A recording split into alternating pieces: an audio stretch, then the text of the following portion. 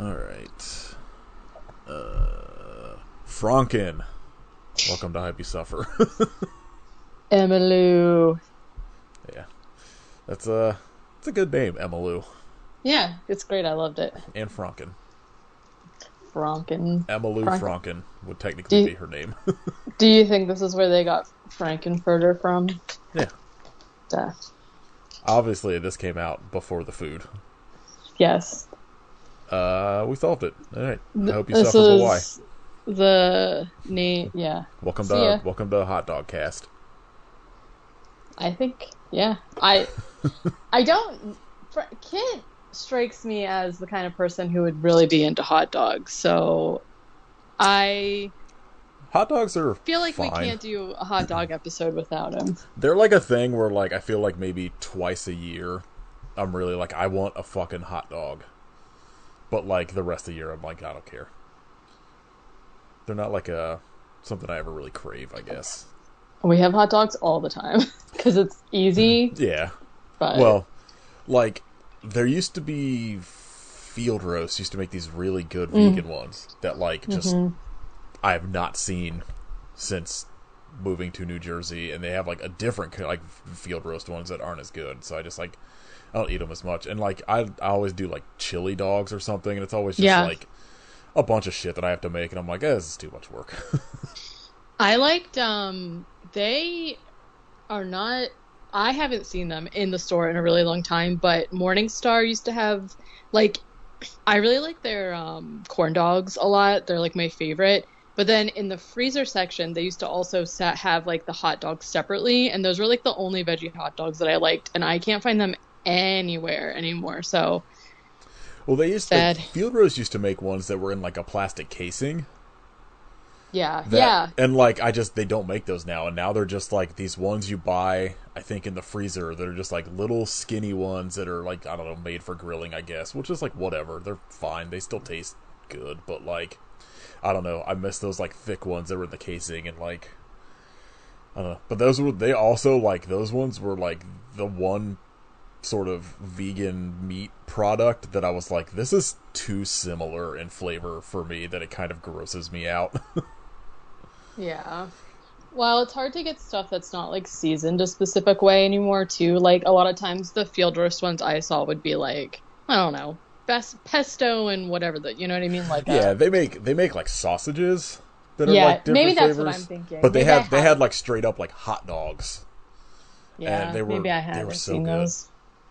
That's like I feel like if I ever, well, when I'm on death row for being framed for the murder of my girlfriend before I get electrocuted and the crow comes to get me. I was like, okay, I think you need to specify, like, what's the situation here. I was picking it up, but I don't know. I don't know about everybody. I feel like my final meal would 100% be, like, an absurd amount of, like, Skyline, chili dogs, and, like, three-way spaghetti and stuff, and just eat until I threw up before I got to the electric chair. I'm also, like, trash, so I like the ones that are stuffed with, like, cheese, like, cheese and jalapeno and whatever. Delicious. Well, like, I was not, like, even before I went vegan, I was never a big meat person. Like, mostly I would really eat chicken, but, like, especially once I got to an age of where I realized what, like, real hot dogs were, I was like, I'm not eating these anymore. Yeah, but gross. like burgers and, like, steak and stuff like that was, like, very rare. I feel like the only thing outside chicken I would really eat would be, like, pepperoni. Yeah, same. And so, like, I didn't really eat hot dogs a lot from, I would say, like, age 10 to, 23 when I went vegetarian. And even then, like, there weren't really good vegan options for hot dogs. I feel like none of them were really great until you got to, like, the Field Roast ones, because I feel like Light Lifes are the only other ones I can think of offhand. And they're, like, they're passable, but they're not really good. Those ones have, like, a weird aftertaste to me that, like, I cannot stand. Yeah, all of Light Life stuff is, like, one of those things where I'm like, well, this is the option, so I'll eat it, but, like, I would prefer not to. Yeah, gross. Anyway, that's a long intro. This episode is not about hot dogs, surprisingly so. We'll see.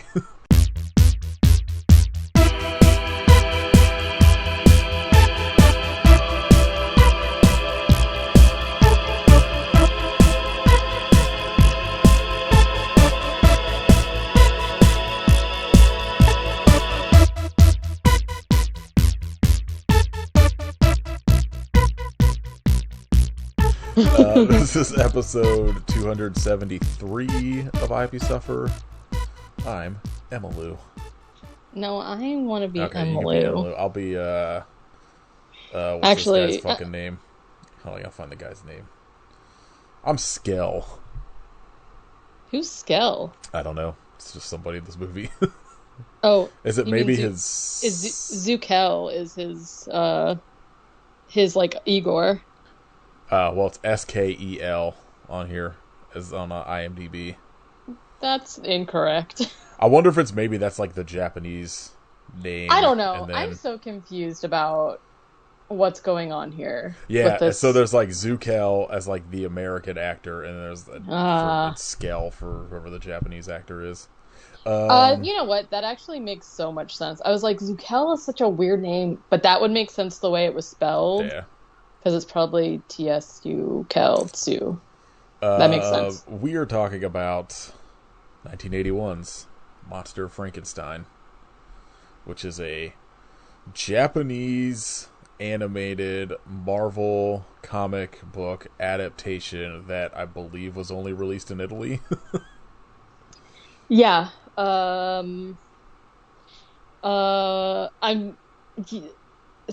It's like so confusing to me because before we kind of talked about it, I was trying to find like the Japanese version. Yeah, because... I looked all over, could not find it.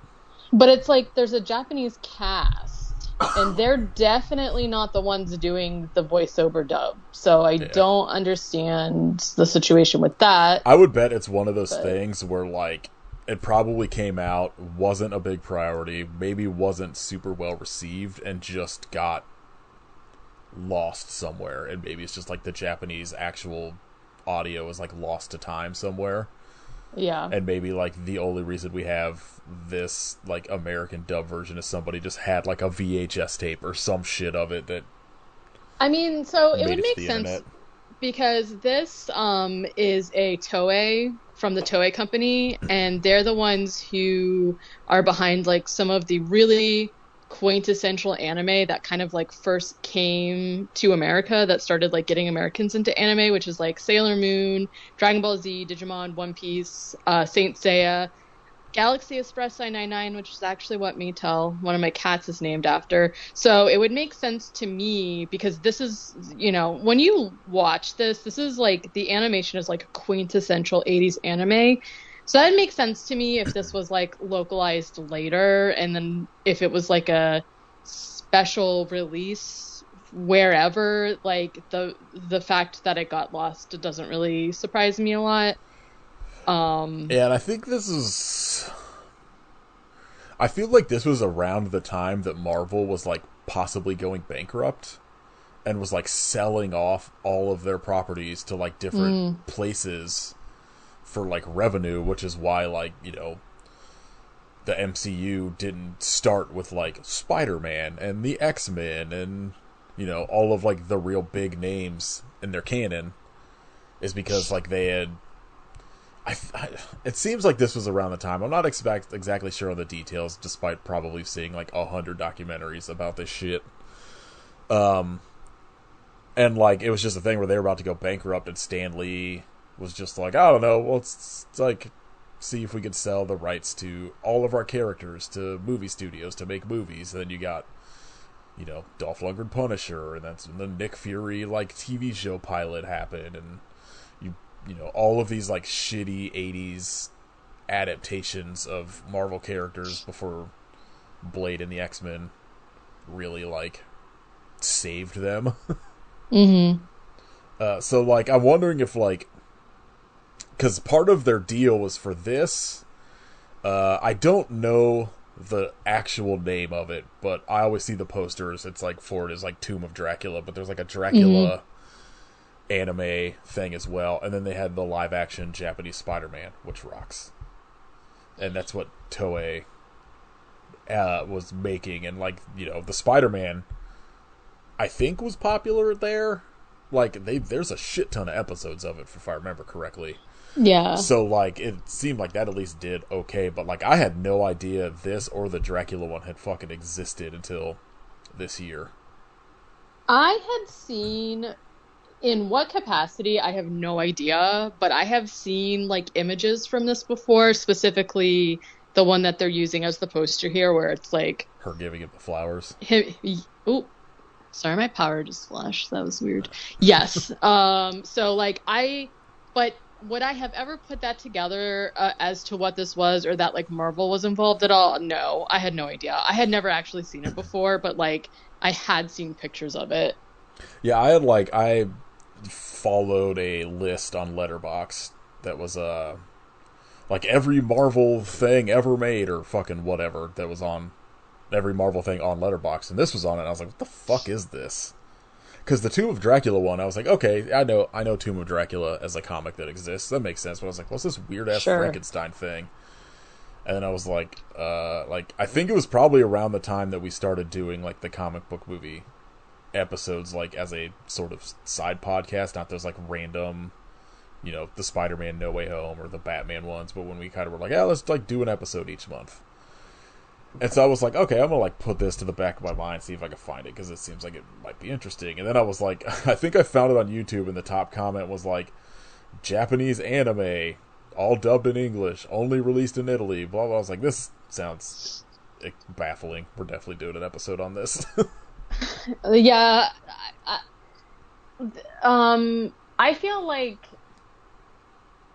this isn't the worst dub I've ever seen, but it's not very good. I did not have a problem with it, but I also like am not like, I prefer to not watch them dubbed, but dubs don't bother me either.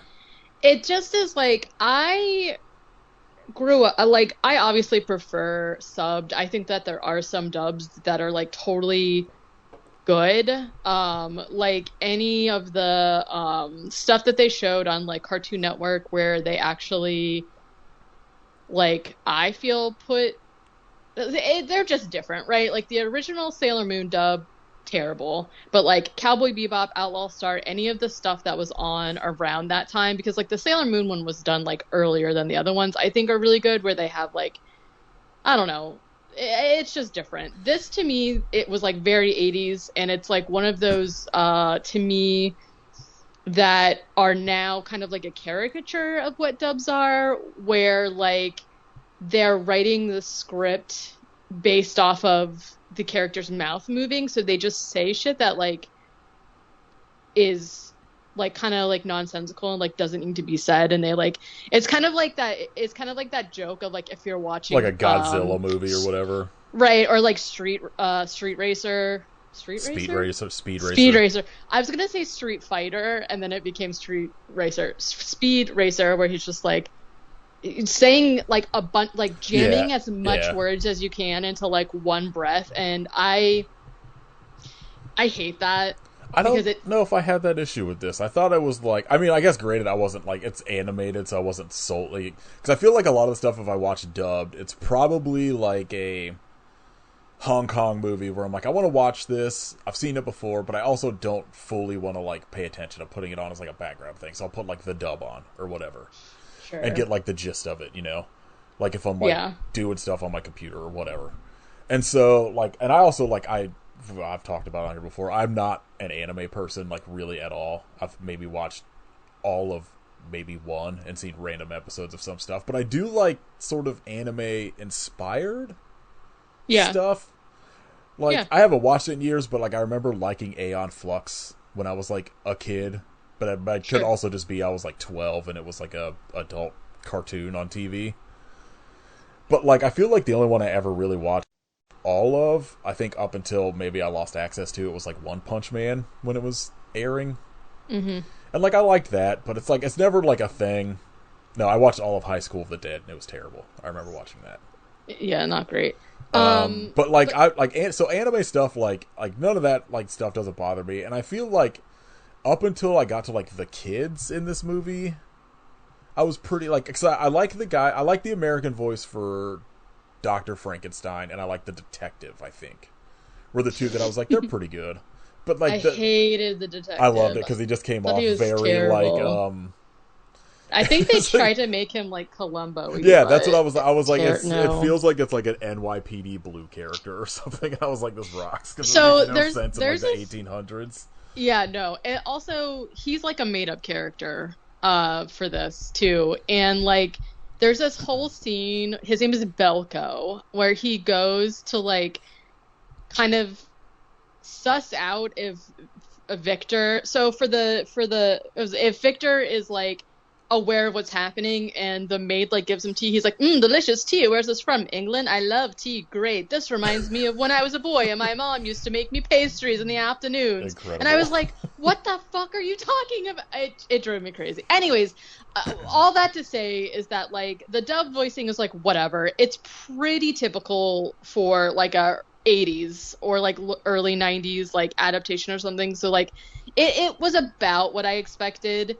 And I think that like overall, like it's pretty different than like the original story of Frankenstein, but like it's not a bad adaptation. It's based on I think a specific run Marvel did called Monster of Frankenstein that I tried to track down because I was going to try and read it before we got to this, and I just couldn't find it on like legal means, and searching for Monster of Frankenstein is fucking impossible. Yeah, no.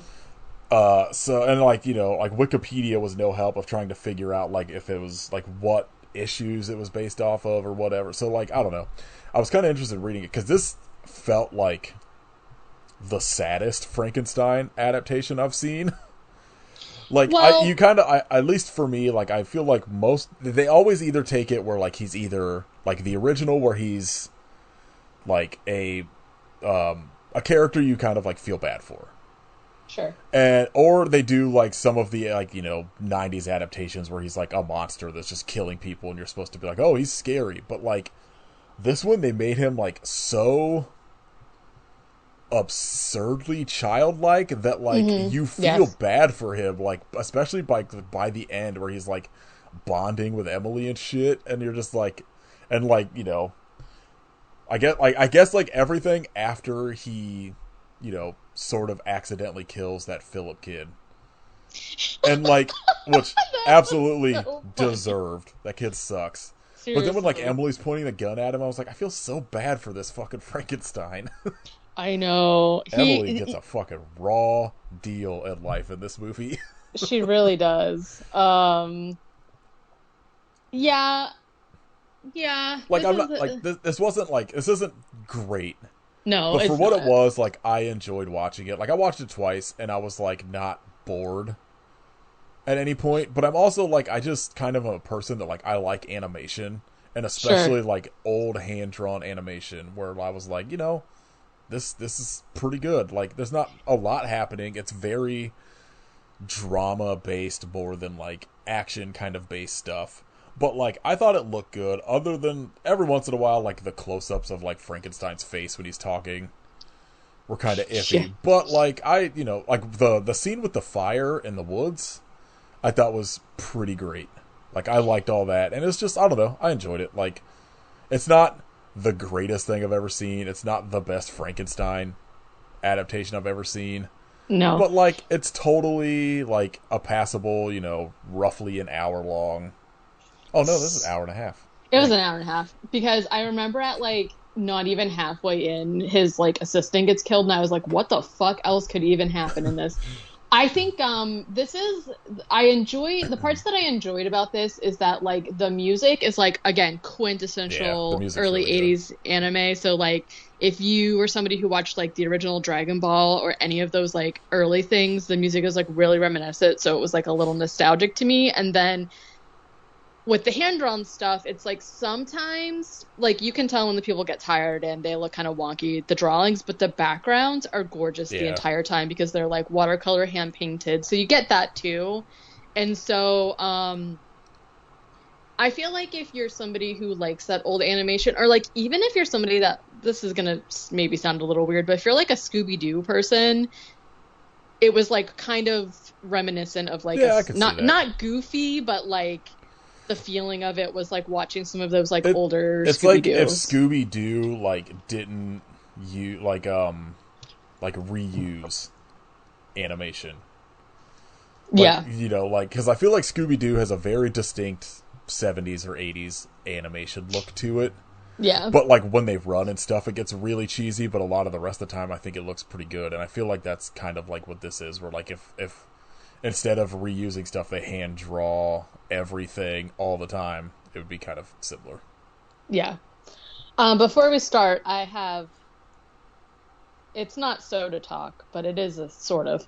So I was at the store and I saw the new mystery flavor of Voodoo, which is Mountain Dew, which I refuse to buy because I've never tried the Voodoo. So like trying a mystery flavor of something to me like that I've never tried doesn't make a lot of sense. And then also I saw that Fanta has a Halloween mystery flavor.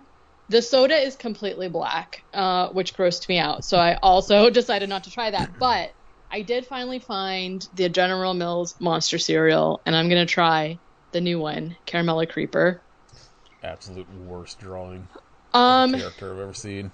The art this year is very strange because it's like that gross, it's like that ugly computer animated style that I hate. Well, they made them look like Bratz dolls, kind of. Also, the back has like actual illustration, and she doesn't look too bad. She looks fine. They look fine. This isn't, definitely not my favorite art that they've ever done.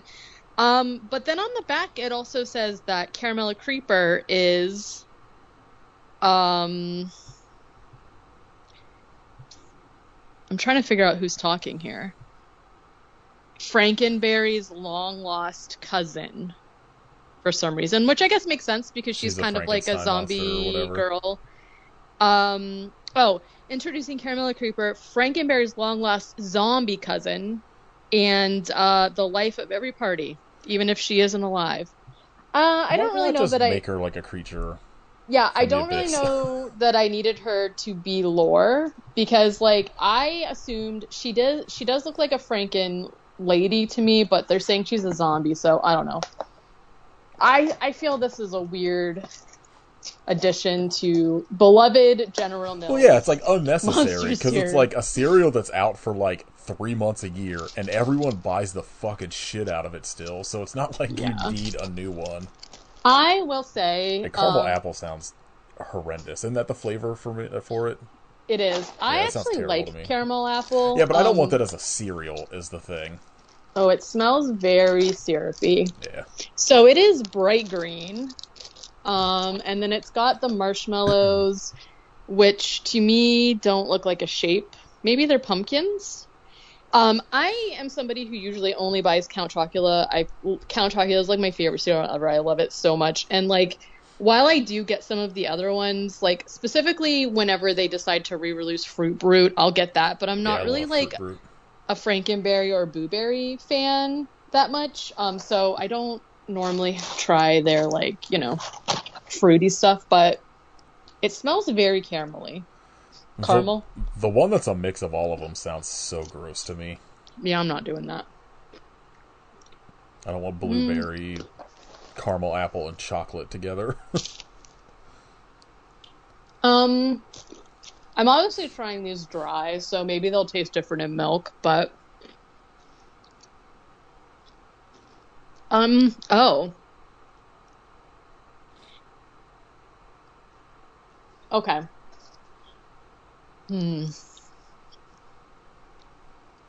They remind me of something that I can't quite put my finger on. Caramel apples? No. Honestly, kind of more like syrup than caramel. Pass. And the apple flavor obviously is artificial and it's not super strong.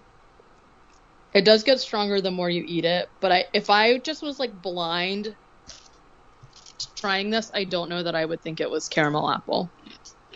Which I do like. I do like caramel apple. I feel like all those fruit cereals, the problem is they all are too artificial. Mm-hmm. And so, like, I don't want that, like, ever. Well, I don't. Or, like, I'll buy one because I'm craving it, and I'll eat a bowl, and then I'm like, all right, well, I don't want any of the rest of this, so... My problem is, okay, the marshmallows, one is a Frankenstein head, and one is a pumpkin. Why? I don't know. It just seems like they had other shapes, and they were just like, I don't know, throw some shit together, call it a new character. Like, why isn't it just like a zombie head and maybe like it should be that, and it should be like bones or arms or something, you know? Yeah. I feel like, oh, this is strange. I'm looking at the ingredients and it says rosemary extract. Well, I definitely didn't taste rosemary. This just feels like a little ill-conceived to me. I will have like an actual bowl with milk later and I'll report back if maybe it's different. I don't hate it. My problem is with if I want fruity cereal, I need it to fucking punch me in the face with fruit. Like I have to have Fruity Pebbles. Yeah. Like that's my go-to for fruity cereal. Or I like Trix also, but Fruity Pebbles is my go-to. Okay. Seemed appropriate for Monster of Frankenstein. So for this explanation of this movie, we're going to call Dr. Frankenstein Victor, because that's what they call him. And they call the monster Franken. I'm probably going to call him either Franken or Frankenstein. I understand that's not his name. Like, don't come at me about it. But that's what they're calling him in this movie. Yeah, so that's like what we're going to call him. Fucking all he says for like an hour. Yeah. Franken? All right, so this starts off with, and I do appreciate this because, like, I guess maybe I've never talked about this. I love Mary Shelley. I love her so much. She's like one of my favorite authors. She's the one that originally wrote Frankenstein, obviously. And in the original story of Frankenstein, it's like told from different people's perspectives, which is not normally in adaptations. So I do appreciate that even though like this character is like made up, they do kind of do that where it's like Belko, who is like the chief inspector or whatever, it starts out being like a narration from him saying that he did this crazy investigation happened in Geneva and he's going to tell us about what happened. So it's like he starts off with this narrative and it's like from his perspective, but then we get, you know, like other characters' perspectives too. So even though they didn't do that much with it, like I appreciated that at least, I guess. So it starts off with Belko yelling about, you know, detective stuff. He's doing this investigation about the Giant of Geneva. And while he's talking, we're seeing these like beautiful, you know, illustrations. We see the castle with, you know, instruments and schematics and dead things and whatnot. And we're introduced to Victor, and he says that the only thing they're missing is the spark of life. His assistant, whose name is Zukel, is like, I don't know, you know, this is like the classic scene where like he's trying to bring Frankenstein to life, and he's like, his assistant's like, this kind of like cracks me up because like his assistant has been with him for how long through all of this research, and at the moment that Victor is gonna like pull the switch to like get the spark of life and the power or whatever, this is when the assistant was like, this seems kind of shady, maybe we shouldn't be doing this, right? And then he turns into like a full-blown villain, and I was like, okay, you're not innocent here, sir. Anyway, yeah, Zukel is like, I don't know about this, like maybe we shouldn't be doing this, and Victor kind of manhandles him a little bit and is just like, you shut the fuck up. He's a real dick in this movie. He really is. He's like, shut the fuck up, pull the lever, like just do what I say, like I know what I'm doing, I'm the scientist, right? And so, you know, he pulls the switch, there's like electricity happening, Franken opens his eyes a little bit, he's like completely covered in wraps like a mummy right now. He opens his eyes a little bit, and Victor's like, we need more power, like, flip the other switches, you know, mad scientist stuff. Then the castle gets, like, hit by lightning, and all of the machines explode and stuff. But it's just enough juice to wake Franken up. And, like, originally Victor is like, yes, this is perfect, you're my son, and I'm your father, and this is the best thing that's ever happened to me, even though he has, like, a perfect life at home. But that's fine. I don't know, whatever. His kid seems terrible. She's a little annoying, but she's, like, a young child, which, like, what young child isn't? Fair. Then Frankenstein sits up and he's like, hey, I'm alive. He doesn't talk, by the way. He does not talk at all. So Well, he does say some words, but most of what he's doing is going and like grunting the entire time, which I found very annoying. But I get it. I get it. He gets struck by lightning, like immediately to his body, and the wrappings that are around him catch on fire, which of course scares him. His bandages rip off a little bit, and Victor, upon seeing Frankenstein's face, hates him because he's ugly, and is essentially just like, gross, let's go. And him and Zukel try to immediately run away from Frankenstein. In another dick move, so they like run. There's like this whole long scene of like Frankenstein chasing after them because like he's just been given life for the first time, and he's like, "Oh, Papa, what's going on?" And Victor's like, "Ew, gross, ugly," and they're like running away. So there's like this whole chase scene where they're like, "Oh no, he's coming after us." Okay, and so Victor tells Zukel, "You need to kill him. Like, you need to kill him and stop him. He's a gross, ugly monster here." And Zukel's like, "I don't really want to do that. Like, that's not really my thing."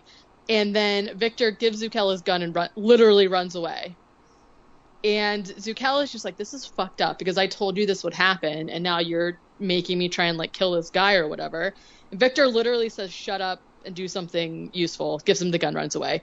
So Frankenstein is coming towards Zukel, who is trying to shoot him, but it's like not having an effect. And Frankenstein picks him up and like gouges his eyeball out. I was gonna say beforehand that like, even though this says that this is for adults, there is like some animal death, which is bad. So trigger warning for animal death. It's animated, of course. And then there are other the random one live action shot. Right, yeah. In case you missed the whole thing, yeah. There's like there are animal deaths, and then there are some other like violence things. And I saw some kind of like write up in maybe it was the Wikipedia of it that were like, "This is an adult violent animation," and I was like it's not really. I don't agree with that necessarily, but like the opening is pretty gruesome, and they have like glimpses I think throughout where like it's Victor like cutting up a body. Because like the thing the picture I showed on Instagram about the movie is like, it is pretty gruesome for like what you would think is like a kid's movie or whatever. Sure, because what I was gonna say is that like I kind of feel like this is, if you're trying to like expose your children to like a adaptation of like just the story in general of Frankenstein, I was gonna say I feel like this is a pretty good one if your kids are of the age that like you let them watch gruesome cartoon. Like it's not, in my opinion, that bad, but like there are some scenes that we've obviously like watched way more gruesome things, but thinking from the mindset of like a Marvel anime whatever thing, right? It is, right. Like this heavy. isn't. It's not Disney, obviously, but like whatever. I still think that this is like a pretty good adaptation if you're trying to like introduce your kids to like classic stories. Yeah. Because again, even though we do see some gruesome things, it's like animated and not highly animated. Like there's not a ton of detail. I don't know. There are some. Whatever, you decide. I think I would probably show this. Make to your my kids watch Hostel. Actually, literally, no. They go watch Saw. Fuck Eli Roth. Right. Literally, yes. I was about to say, watch Saw instead. Make your kids watch Untold Story. Make your kids watch Human Centipede. That movie's terrible. Yeah, true. Okay. What's going on here? Okay, so Zukel is trying to shoot Frankenstein. It's not really working, and then Frankenstein pops his eyeball out. Again, kind of a gruesome thing, but like they don't really show it. He just kind of like it's grabs like he him, like squeezes the dude's head, and then like blood pours out, and then it's just like a gash or whatever. It's not. And then let's see. Let me flip it a page here. And then Frankenstein falls off the cliff.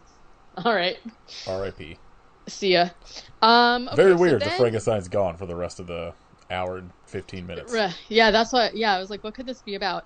Again, okay. Well, I wrote Belbo, but I think his name's Belko. Bilbo Baggins shows up to investigate a dead body. I want this movie where it's like a 9-foot Frankenstein and then like a 3-foot Bilbo Baggins just hanging out. I want that so bad now. I love it. I'm gonna draw a fan art of Bilbo giving Frankenstein the flowers. Fucking kick flipping off of Frankenstein. Riding on his shoulders and going, wee! No. Bilbo's the skateboard. Frankenstein's riding. Poor Bilbo. Fuck him. I hate the Lord of the Rings. Okay. Belko is investigating a dead body on the street and sees Frankenstein's big old fucking footprints. Meanwhile, Victor returns to his family. What does that say? Oh, his daughter Emily is away visiting Victor's grandfather, who is blind but lives by himself in the forest because him and Victor do not get along. And then the grandfather has a little like servant boy named Philip, who may or may not be involved with Emily. We're not really sure. We don't know how old anybody is or anything. He's the worst character. He's so stupid. But anytime they're like walking together, they're like holding hands or whatever. She blatantly likes him. It's unclear whether he's like supposed to be oblivious or like what to any of it. So Emily is going to walk back to her house. Philip escorts her along with the dog Lucky, and the dog is like growling at the bushes, and we see like a silhouette of Frankenstein like peeking or whatever. At dinner, Victor cuts. He's like, the maid is like, here you go, and the mom's like, oh honey, dinner looks great, and she's like, yeah, only the best for our master, or whatever the fuck. And it's steaks, and so Victor cuts into it, and the steak just starts like bleeding and bleeding and bleeding. And this is when he has a flashback of him sawing off someone's leg, which you've seen on Instagram. So that's about the and he kind of like freaks out, and they're like, oh my god, like what's going on here? I do think some of those like transitions of like his like flashbacks are pretty well done. And he freaks out, and then he's just like, oh, nothing, I'm fine.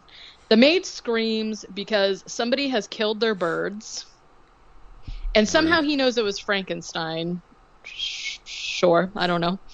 Then he has a flashback of himself arguing with his dad, because originally his dad is the one that created the research behind reanimating. Cheating death, essentially, is what they're talking about, and like reanimating something. And it's so funny that like that's his dad's like entire thing is like essentially he's the one that kind of like is responsible for this research, but he's just portrayed as like a sweet old man in this movie.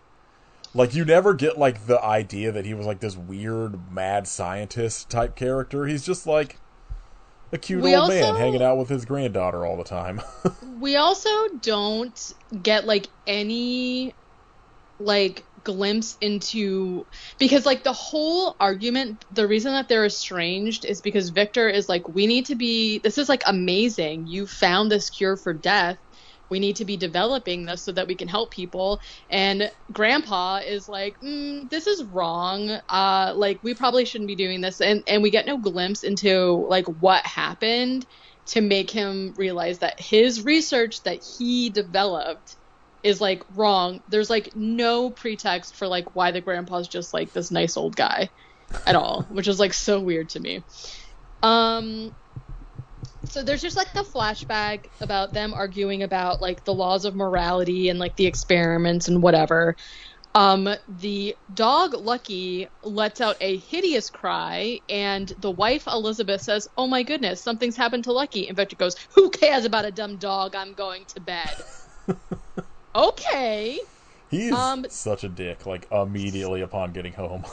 Seriously. And, like, I do understand that he is having some trauma, but I feel like maybe look inside a little bit, because everything that's happening to you is your fault. Like, directly your fault. Whatever. Joke's on him, though, because when he goes to get in bed, trigger warning, Dead Lucky is in his bed, so he can't even go to bed. Yeah, now you got to sleep Maybe with you'll a dead care dog. about a dumb dog. Yeah. Terrible. Bilbo comes, and this is a conversation where I just wrote the whole thing is nonsense. He's like, this is the one where he goes on and on about how his mom used to make him crumpets or some shit, and he's like not really any further. His like whole presence in this movie doesn't mean anything because he doesn't ever figure out what's going on. Yeah, it's just to like just, have like, some sort of like drama pressure or like on Victor. Yeah. It's like adding more to like Victor's sort of like paranoia and fucking whatever. Yeah. So that night Victor has a nightmare about Frankenstein finding him and killing him or whatever, I guess. The next day Victor, and I will say that, like, anytime something happens with Victor, his wife Elizabeth shows up and is like, "What's wrong, dear? All that matters is I love you more than anything." And it's like every single time he does anything, she's just there with like her love and support, and then he's just like, "Shut up! Why is our daughter outside?" Yeah, you're spoiling her, Elizabeth. Also, I want to point out that her name is Elizabeth, the daughter's name is Emily, and the maid's name is Emma. Yeah. Perfect, love it. Everybody in like the 1700s or whenever this was supposed to be is all women have to be named with an E. Yeah, Elizabeth is yep.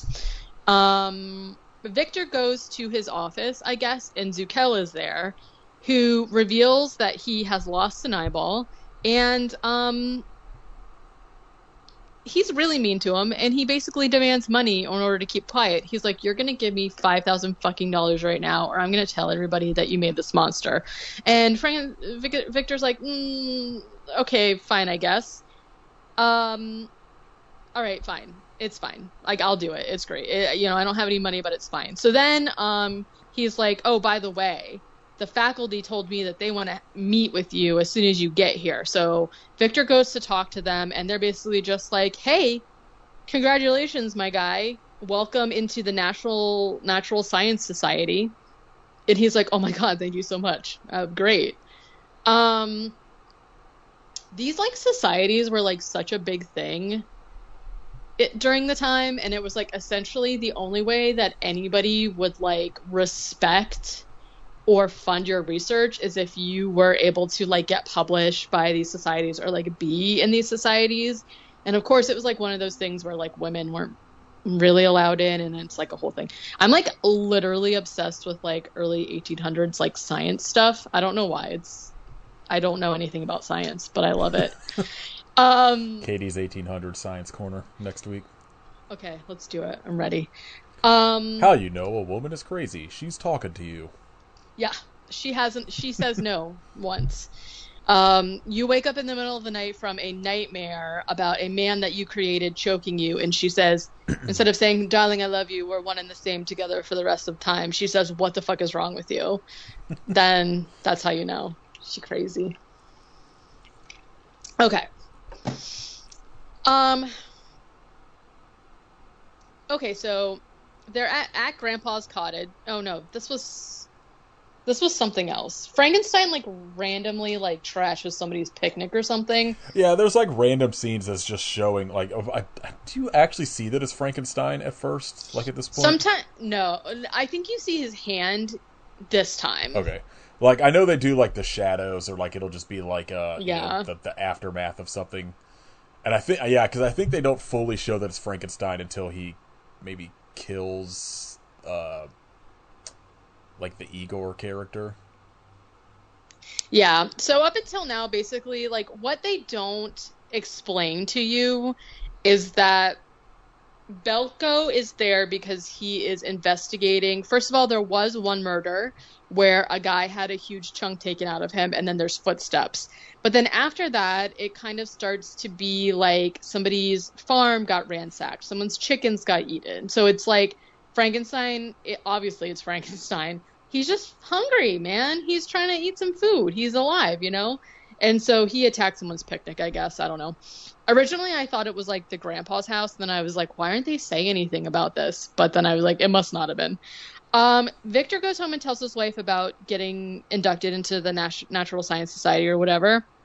And she's like, "Oh my gosh, darling, marvelous, wonderful." And then Emma's like, "Somebody trampled her garden." And he is freaked out by that. Like, sorry, the bird dying and the dog dying, whatever, but my fucking azaleas, are you kidding? He's like livid over this. And then he sees the footprint, the big Frankenstein footprint, and he's like, "Oh my god." How does Frankenstein have clothes on?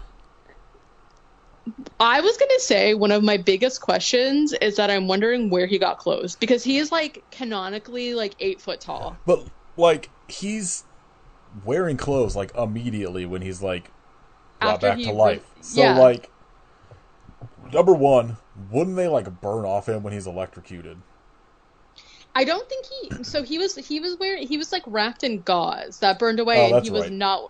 he was not wearing clothes at that point. Where did he get clothes then, at? And why did I guess? Well, I mean, I guess he's got like sort of speech in this, but like, how did he find clothes that fit him? This is like the early '80s. No one else is going to be 8 foot tall. The early '80s. He's wearing like a huge like jacket. Like, it's not like I don't know, whatever. I don't know is the answer. This is the part that's confusing to me, right? Because Zukel earlier is like, "Listen, if you don't give me money, I'm going to tell everybody that you created this man that's going around killing everything, and you'll be in trouble." And he's Go ahead. right. He's like, okay, like, how do I know, like, why wouldn't people find out anyway? And then Zukel's like, "Oh, well, what, do you want to see his body?" And Victor's like, "Yeah, I would." And Zukel's like, "Fine, I will show you." But then I'm like, and then immediately after this, like, footprint in the flower garden, he goes to give Zukel the money. And then Zukel is like, "Oh, by the way, I actually don't even know if he's dead. Weird stuff has been happening, so it might be him." And I was like, "Sir, you are bad at blackmail." Yeah, he's not very good at it. So this is one of those things that, like, if I was reading it, I probably would find very spooky, but the logistics of it made me be like, how would that even happen? Victor is taking a soak in his bathtub, and he's like, "Oh man, I really just need to calm down. Everything's probably fine. Like, there's no way that guy's alive." And then all of a sudden, blood starts dripping down into the tub, and he looks up, and there's just like a severed horse's head hanging from the ceiling. And I was like, how did he not see that shit when he got into the bathtub? Like, for real. Like, your wife put decorations up, changed stuff in the house. Pay attention. Right? And then he's like, "Ah!" screaming and shit, and the wife comes in and she's like, "Oh!" and she faints. I was like, fair though. I would just burn the whole house down. Like, nope. Yeah. This house is ruined. Okay, so then later that night, Victor's like in his room. I do also think it's really interesting that Victor has his own room that he sleeps in by himself. Yeah, he I thought can't that be was staying interesting. in a room with a dumb woman. I know, he might catch her stupid. Yeah. That's true. And he sees the shadow of Frankenstein. He starts freaking out. He gets his gun. He starts shooting around. And it turns out that it was like just an illusion. And we find out that it's been... I don't know how much of it has been Zukel, but like Zukel has a, maybe this is what made me think of Scooby-Doo, to be honest, is that he's got a projector and he was projecting a shadow of what Frankenstein looks like to like scare Victor, and then he's like, "Haha, it was just me pranking you." And he's like, oh my god, he's like so on edge at this point. And Victor is just like, "Okay, listen, you piece of shit, like, I don't appreciate you blackmailing me because you're just as responsible for this shit as me." Zukel gets enraged that Victor is accusing him of blackmail, even though that's literally exactly what he's doing. And he's like, "Listen, you're gonna give me $10,000 every week for the rest of your life, unless you want me." At that point, I'd be like, "Sir, no. Just go. Who's gonna fucking believe you?" Yeah. People barely knew science was a thing. I feel like if you said this guy reanimated this corpse, people would be like, probably not. Whatever. That's just me. Yeah, so he's like, "Yeah, I'm not gonna give you anything. Get out of my life, or I'm gonna say you're responsible too." So meanwhile, Belko is talking to other cops I don't know what they were called here in this rural town. But he's talking to other like investigators about how they're piecing together all of these sightings of Frankenstein. And they're starting to think that like maybe the culprit is not a human, because a farmer said that he saw a monster who was like killing his chickens, and the only thing that the monster kept saying is Franken, Franken. And Belko's like, strange. Well, very strange. Okay, so meanwhile, Zukel finds Emily just, being a child on the street and says, hey, your dad has a secret, but I can't tell you what it is. So you should just ask him. That way he'll tell you. And she's like, what? A secret? Oh, boy. And he's like, yeah, please give your dad a message that I came and talked to you. And so Emily goes and says, Dad, your assistant, Zukel, told me that you have a secret, and I want to know what it is. And Victor's like, no, I don't have any secrets. I'm not going to tell you. And she's like, you can't keep secrets from me. I'm leaving. And she goes to stomp out of the house. And Victor locks her in her bedroom and gets his gun. And, like, while all this is happening, this made me laugh so hard. The maid is, like, hiding in a broom closet, and she goes, this family will never be the same again. And I know this is terrible because this family is literally being broken, but the way that they inserted it made me laugh so hard. This family will never be the same again. So Victor gets his gun, and he's like, I'm going to fuck Zukel up for coming and talking to my daughter. I don't like it. So he goes down to the docks where Zukel is waiting for his $10,000 or whatever, and Frankenstein comes. Zukel,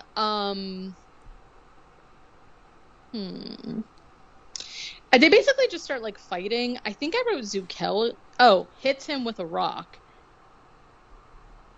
Okay. So basically Frankenstein starts coming at him, and Zukel's like, oh my god, no, go away. And so Zukel hits him in the face with the rock, and then it jogs Frankenstein's memory, and he remembers Zukel shooting him. Oh, yeah. So Frankenstein goes crazy, and picks him up and literally, like, just breaks his neck right as Victor arrives to see it happening. And Victor is like, oh my god, and he just runs away. Yeah, so it's like the first time he actually sees that, like, Frankenstein's still alive or whatever. Yeah, actually alive, and he's killed. Frankenstein throws Zukel into the water. The next morning, Zukel's dead body is pulled out of the water, and Belko says, man, I've seen a lot of things in my day, but this is by far the grossest. And I was like, fair. Then there's, like, this whole fucking scene where they, like, find a gun, which it's Victor's gun that he dropped when he saw Zukel getting murdered, and he was just, like, scared, and he dropped his gun and ran. And for some reason, the other detective is, like, a fucking genius. He can tell by looking at Zukel's dead, waterlogged body. He's like, well, he didn't drown. I can tell just by looking at him that he was dead before he went in the water. Looks like he was probably suffocated, or like his neck is broken or something. And Belko's like, wow, you're real smart.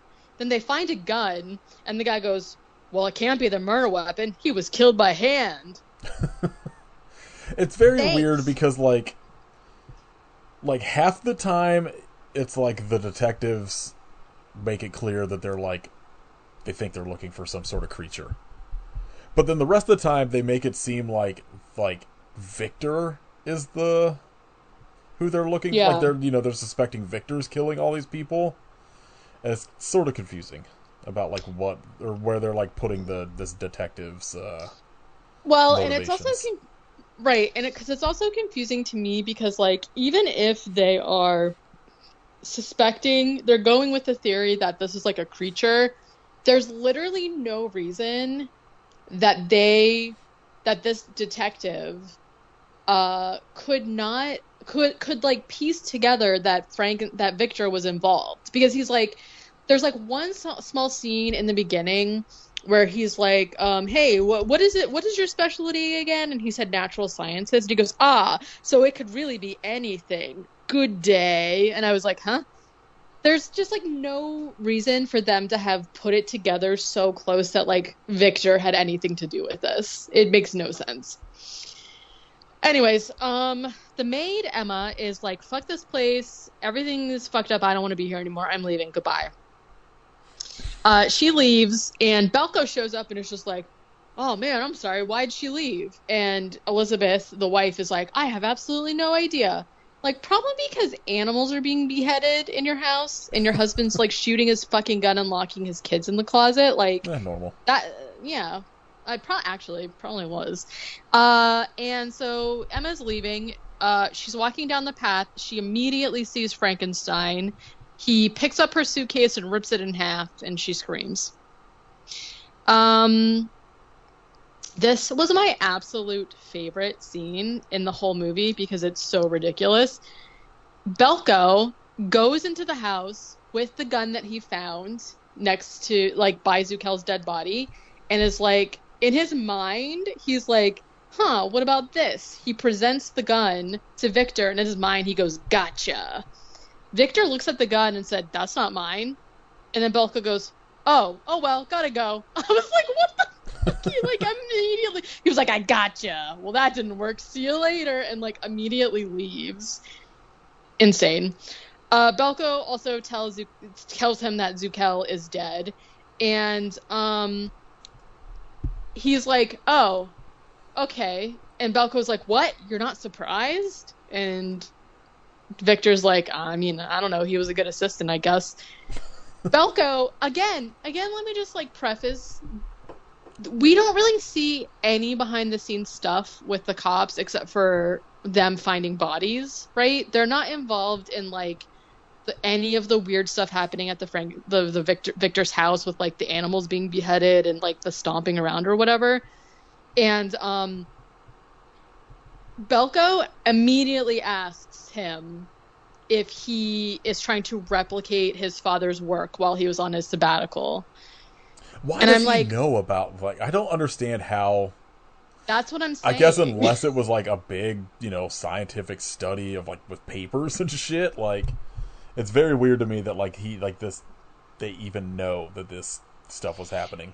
So the reason I'm confused about it is because, like, they don't give us enough information because, like, there's no way if Victor shows back up.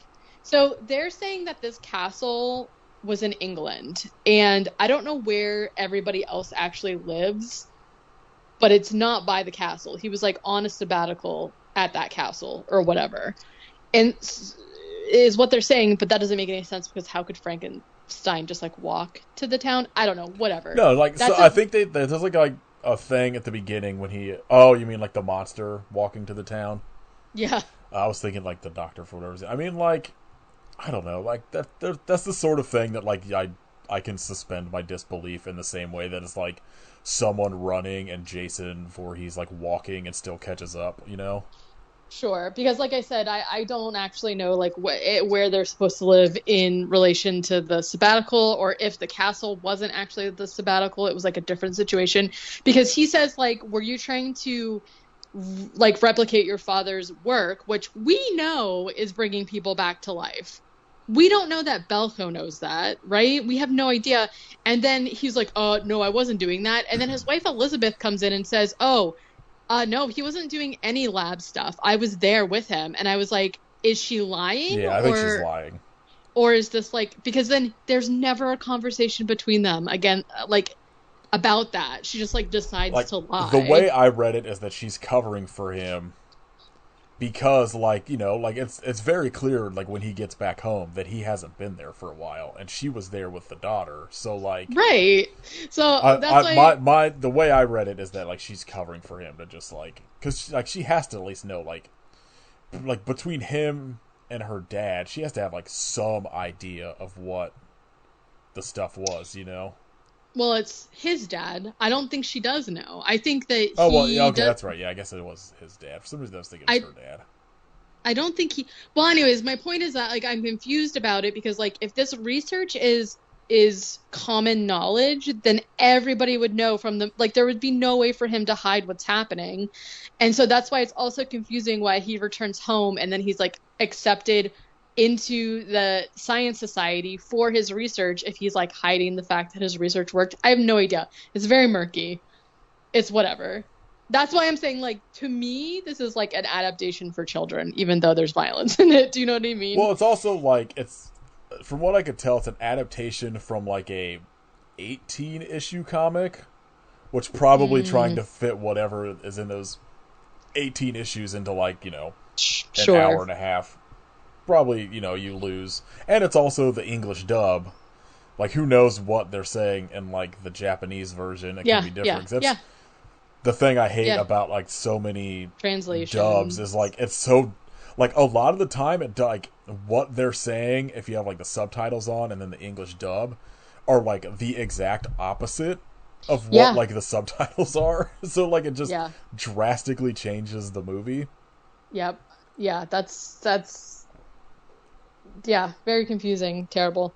So yeah, who knows? We may be missing like a crucial piece of information here. But anyways, his wife is like, nah, he wasn't near a laboratory. I was here the whole time with him doing other stuff, having babies and whatnot.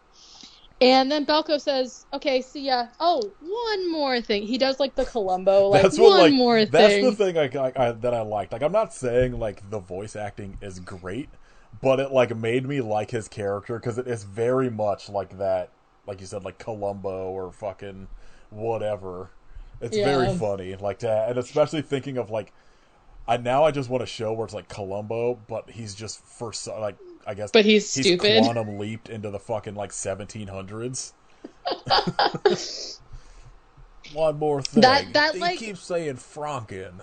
yeah, I that can't piece this gotcha. together. Do you know what he's talking about? That gotcha, that's not mine. Oh well, gotta go. Just literally set me. Well, I I'm could not recover. Frankenstein, not Franken, so that doesn't make any sense. Yeah, so he's like Frankenstein, and then he like leaves, and his wife is like, it's ridiculous.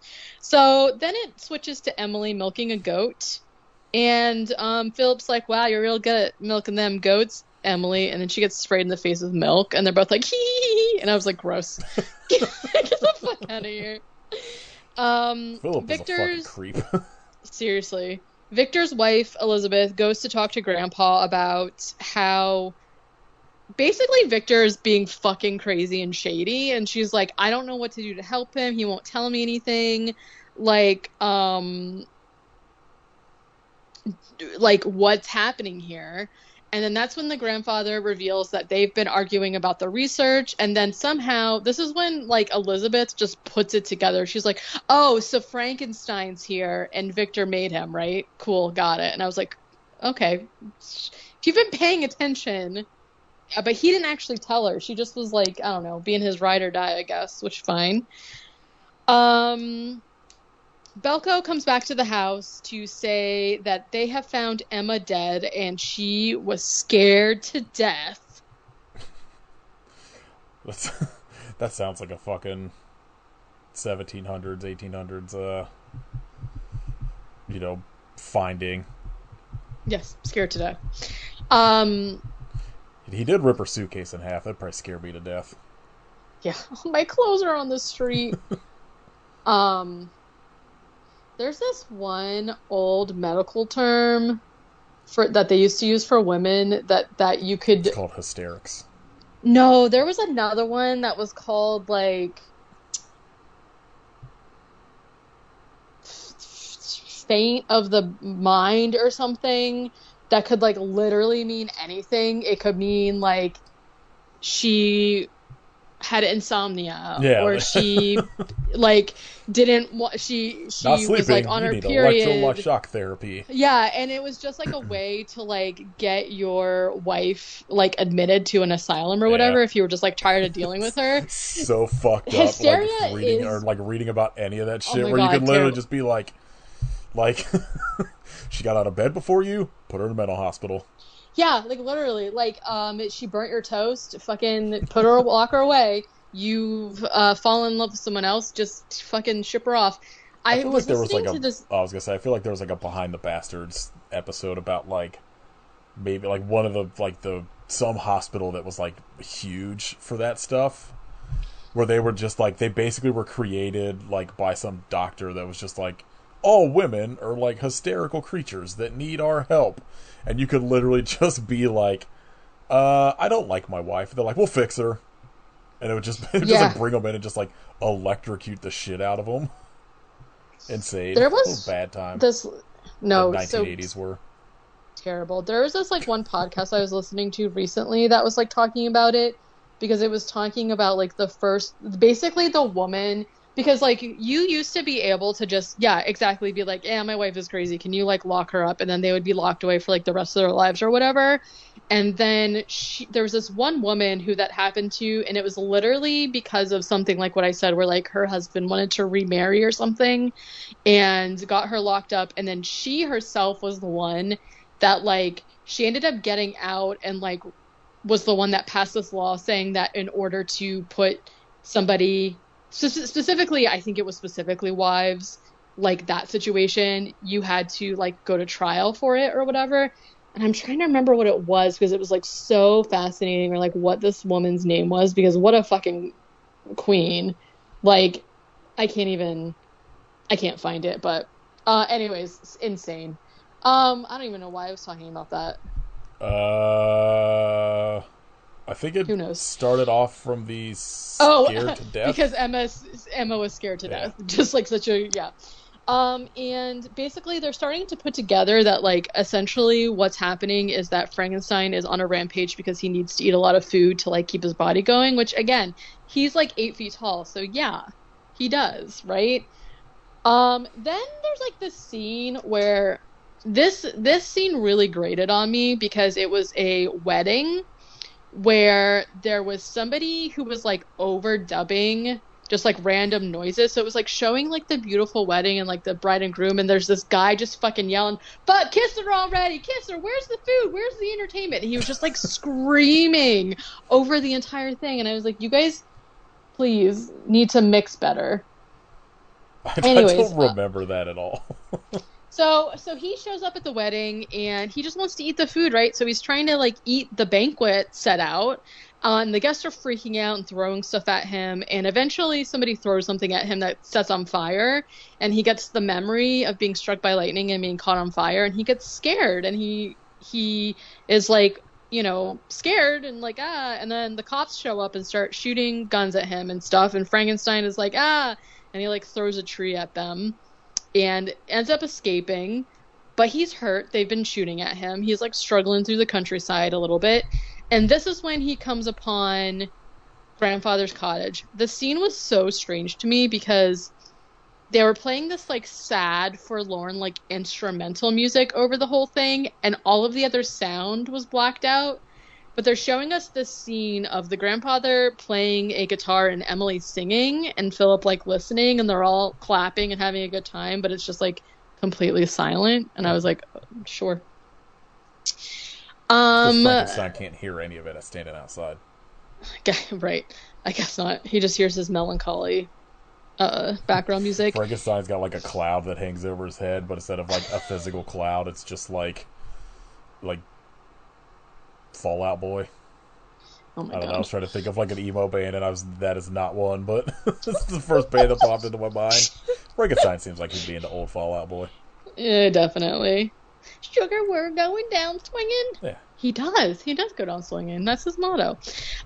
Philip is like, wow, it's drafty in here. Let me stoke the flames, and goes to stoke the fire, and the fire scares Frankenstein. He's like, whoa! And Emily sees him, like glimpses him. Does and Philip not have a family?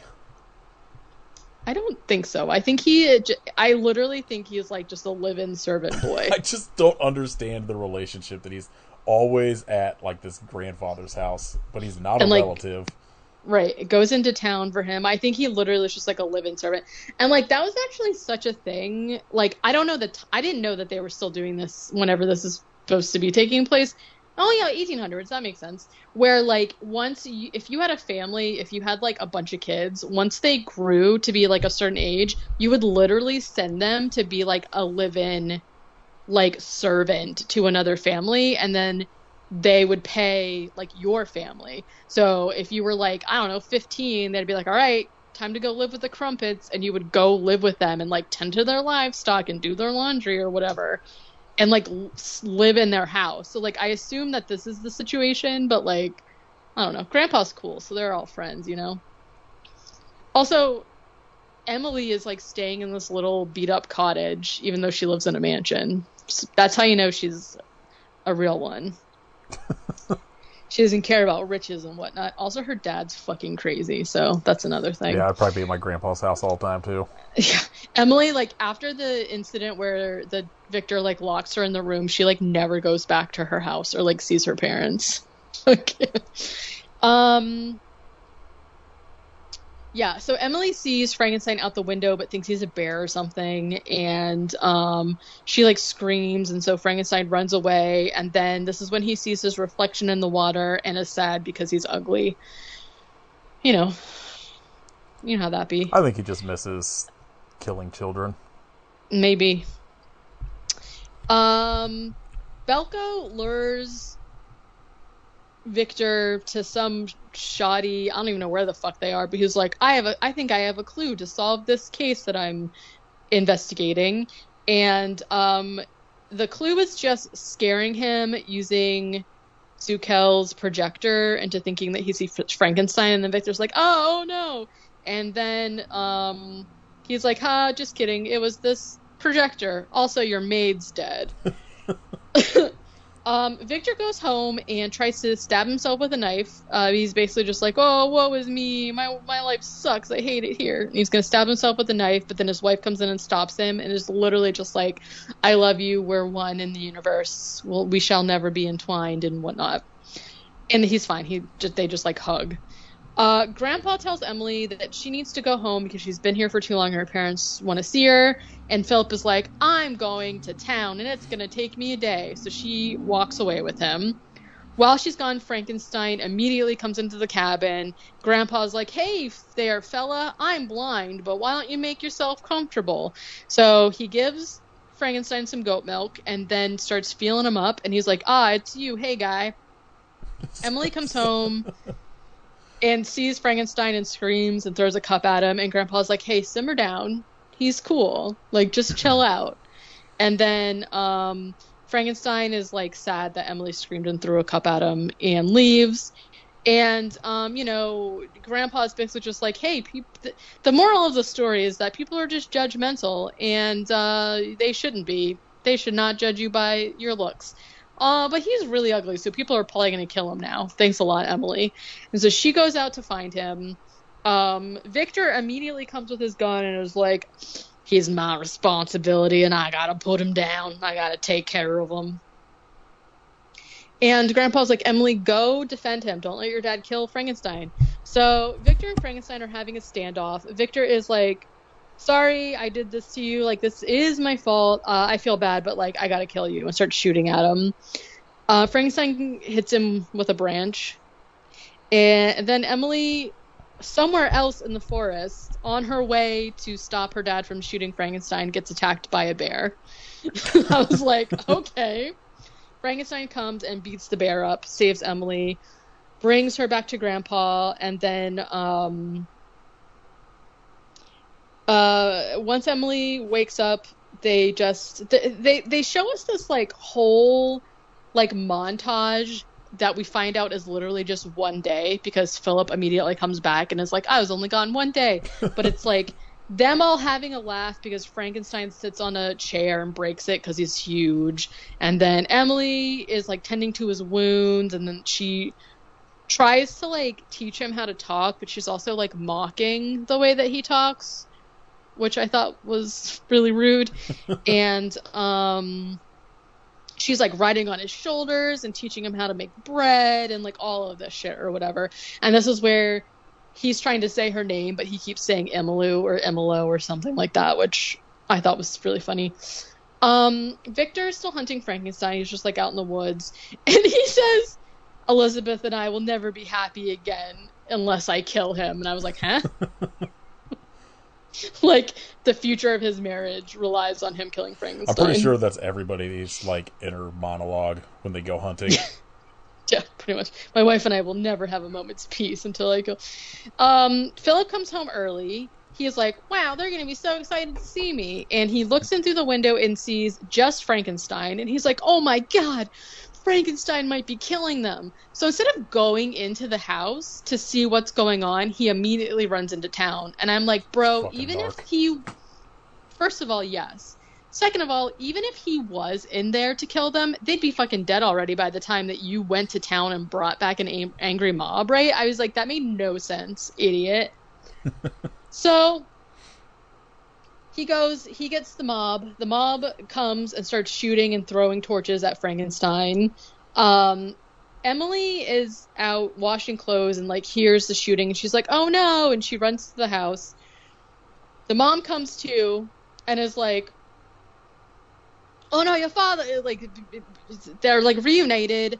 The mob is throwing like torches at him, so the forest has caught on fire. The mom gets to the cabin and is like, oh my God, your father's out there. I have to help him, and runs into the forest, leaving her daughter by herself while there's a mob happening. And there's a forest fire, right? Philip runs up to Emily and says, I heard the monster kidnapped your grandpa as a hostage. And I was like, bro, where the fuck do you think you heard that? This is all your fault. Nobody's saying that. Like, you're the one that called. You are the one that would have made up that rumor by calling the mob. I was like, you started this. Right? I was like, am I insane? Am I missing something? Anyways, Frankenstein is in the middle of the woods. It is literally on fire, and he's flailing around like, he's scared, right? I mean, that's scary. Yeah, it's fire. Grandpa is in there. Grandpa, again, I'll remind you, is totally blind. And so, this part, even though this part was, like, sad, it made me laugh because Frankenstein picks, like, the grandfather, like, falls on the ground and he's just like, oh no, Frankenstein, save yourself or whatever. And Frankenstein, like, crawls over to him and he goes, thank you, my son. And then all of a sudden this, like, tree falls down on them and Frankenstein, like, protects Grandpa with his body and the branch falls down on them and then he goes, goodbye, my son. He was like, oh, thanks for saving us. Never mind, goodbye, we're dying. Like, immediately, it made me laugh. Elizabeth is also there, screaming and flailing around, like, she ends up dying because Frankenstein cannot get to her in time and she just, like, fucking dies in the fire. Okay, that's sad. It is sad, right? Frankenstein drops Grandpa off at the cottage where Emily is and runs away because he's scared of all the stuff that's happening. Philip runs after him with a gun, confronts Frankenstein, and is like, nah, now I'm gonna take care of you, and keeps trying to shoot him, but he keeps missing and stuff. And so Frankenstein is like, please stop, I'm scared. You keep fucking shooting me. He's like scared, right? So he goes to grab the gun, and Philip shoots, and the recoil, like, fucking knocks him back into a wall and kills him. Is that what happens? I thought it was that, like, Frankenstein just goes to, like, get the gun and just, like, swats at him or whatever, and it, like, I don't think so, because the gun does go off. Yeah. So either way, this was Philip's It's also very funny, because it's, like, 30 feet. Yeah, and it's, like, immediate. He hits the wall, and is just, like, fucking dead. Right, and so then, This town should have celebrated Emily, Frankenstein as a hero. I agree with you. Emily shows up and is mad, and she picks up the gun and is like, you've murdered my entire family. I hate you. You're terrible. You can't keep hurting people. She shoots him through his hand. Then she starts crying about Philip being dead. Fucking forgot about, like, the hole in the hand coming up.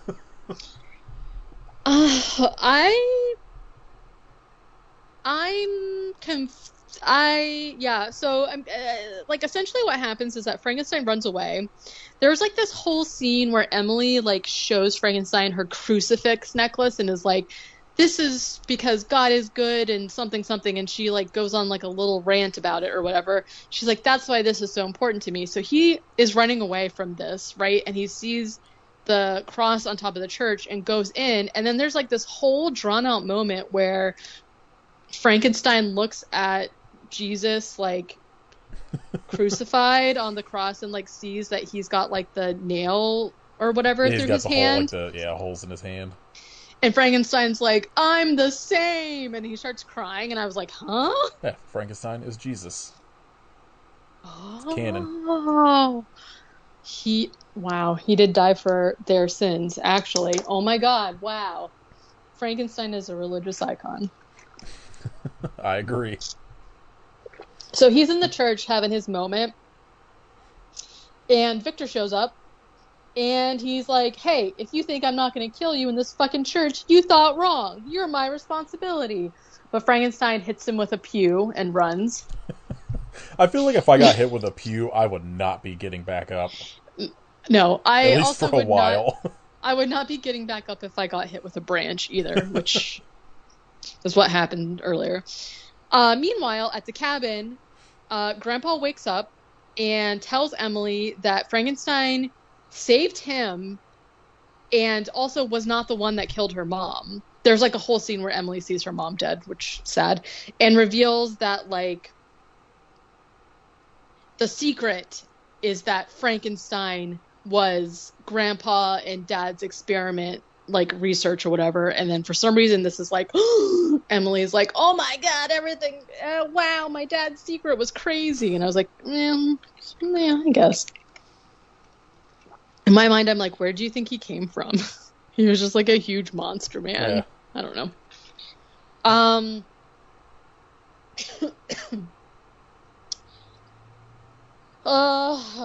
Frankenstein, meanwhile, all of a sudden is like in the Badlands or the Wastelands or some shit and is cornered by Belko and all the other cops. They're like throwing rocks at they're shooting, he's throwing rocks at them or whatever. And there's this moment where Frankenstein corners Belko. He picks up this huge boulder and he's about to kill him, but then he remembers Emily being like, you can't keep hurting people, okay? And then he has a change of heart and throws the boulder down. Belko's like, huh? That was weird. Then Victor shows up and immediately shoots him. Then Emily shows up and is like, hey, don't do that. He's good. And Victor's like, I'm sorry, I was wrong, immediately.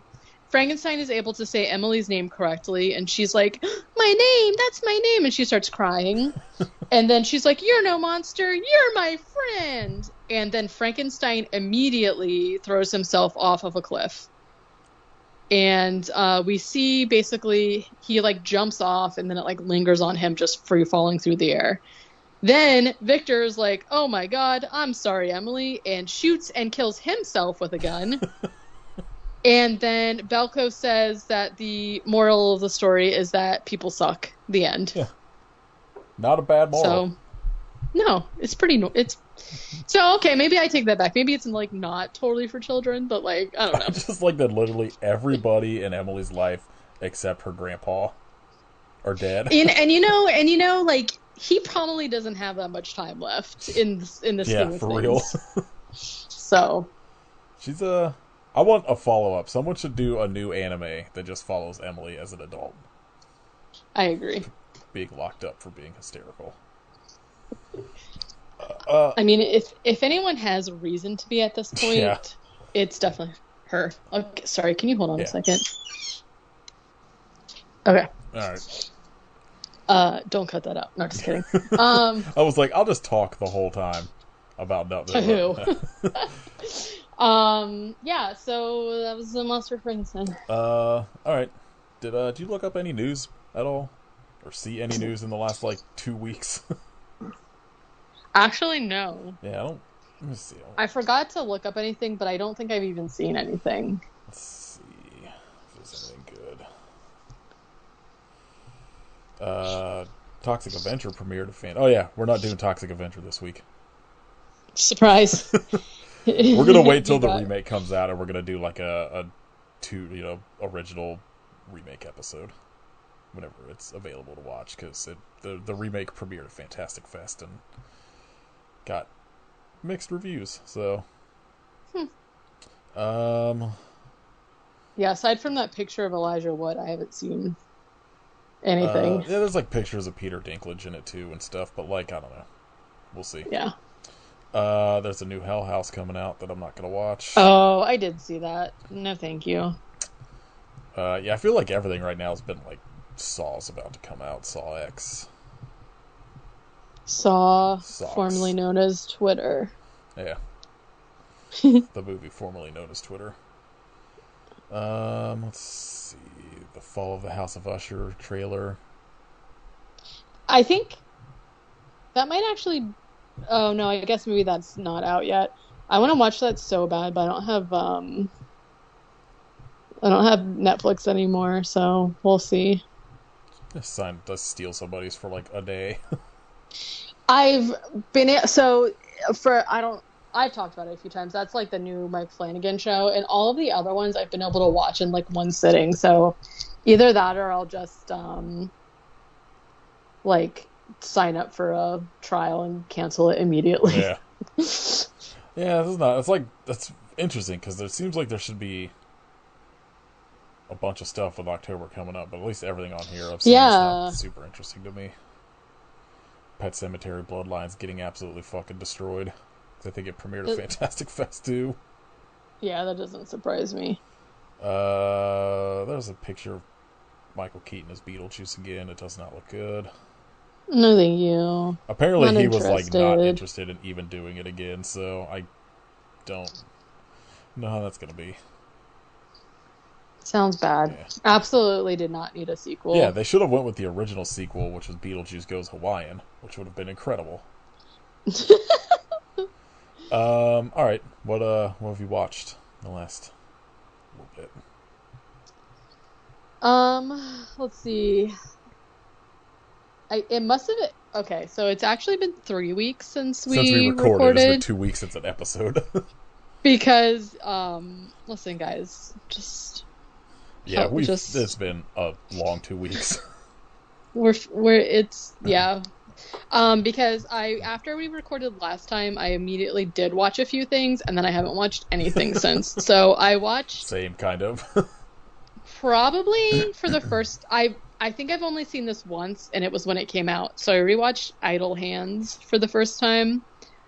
What that movie? What did you think? Because I know there's some egregious shit in there that does not hold up. Wow. I don't even know the right word to use for it. I was like, what is happening here? It's fine. Like, I don't know. I think a lot of it is not like you said. There's like a lot of stuff I felt like didn't hold up, and I was like, ooh, that's like very cringy. But like, I don't know. The overall like plot of it I thought was interesting. I like didn't really understand why, spoilers I guess, I didn't really understand like why the people he killed came back as zombies. Like I don't feel like the plot was explained at all, which like I guess it doesn't really need to be, but yeah, I don't think I've seen it since it came out. And I remember like being like, I don't know, it's fine. But like I've seen a bunch of people like revisiting it recently because I think it got like released on Blu-ray sometime maybe this year, maybe late last year, and people being like, "Woof, some of this dialogue does not hold up." No, yeah, and to be fair, I didn't really remember what it was about, and so like there was like this whole like overarching like stoner joke stuff. Like, wow, Devon Sawa I think is still good in it. So anyways, that kicked off my kind of like late 90s, early 2000s like thing or whatever, and I rewatched Ghost Ship. It's not good, but the opening rocks. The opening's good, and the ending was so bad that I loved it. It was fine. I gave it 3.5 stars. Yeah, I still liked it. It's a movie that is like explicitly not good, but it is like one of those like bad, enjoyable like 2000s movies. Yeah. And then I rewatched 13th Ghosts, which obviously is one of my favorite movies, so I still loved it. Then I finally watched Werewolves Within, which I did not care for. Sadly. Like, I don't know. I don't really need to go into it. I found it incredibly boring, and I don't really know how which, like, most of my friends liked it, so I was, like, very surprised that there was, like, a werewolf thing that I didn't like, but, like... I feel like everyone I know that watched it was like, yeah, it's a solid, like, 3-star or something, you know, like, where it was, like, one of those ones that they weren't, like, it's not, like, the best thing they've ever seen, but it was, like, watchable. Yeah, and then like the AT&T commercial girl is in it, and I don't really know that I buy her.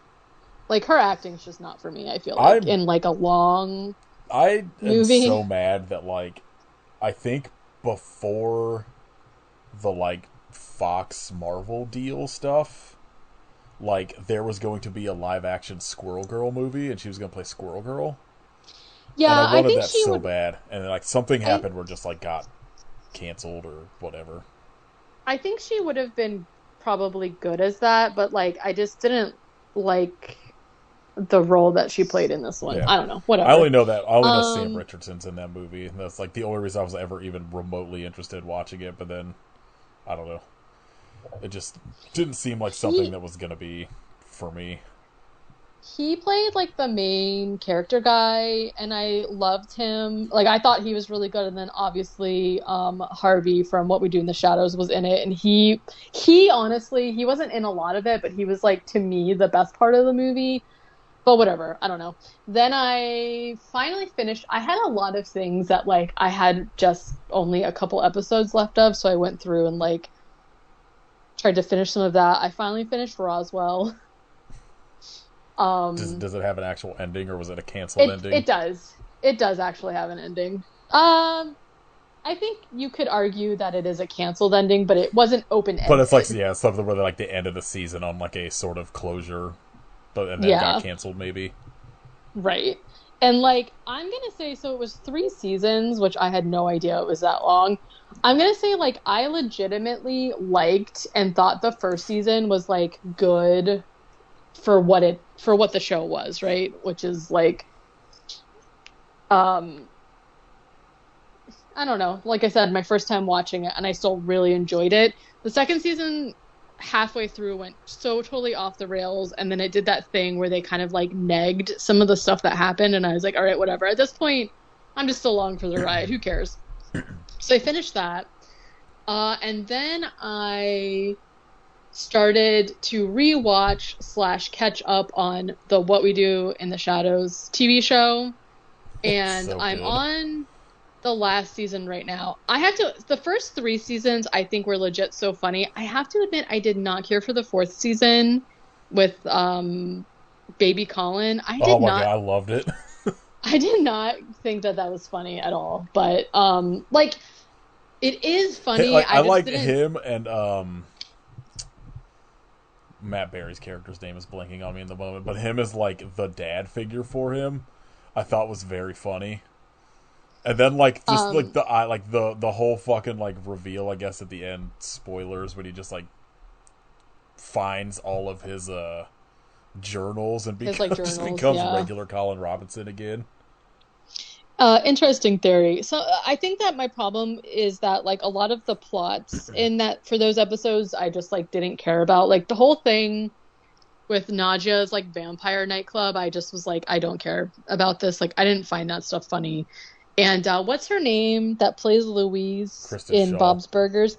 I like her, but I don't feel like her character was like a necessary addition to like she becomes like a regular part of the cast, which I didn't find necessary. But we'll see. I'm on the last season now, and I stopped it to rewatch all of Are You Afraid of the Dark? So, that's pretty much what I've been doing. And then I also, against all my better judgment, have been watching this show on Hulu about frogging, which is a term for when you essentially it's like when people are living in your house unbeknownst to you. So like in a crawl space or Why is it like called frogging?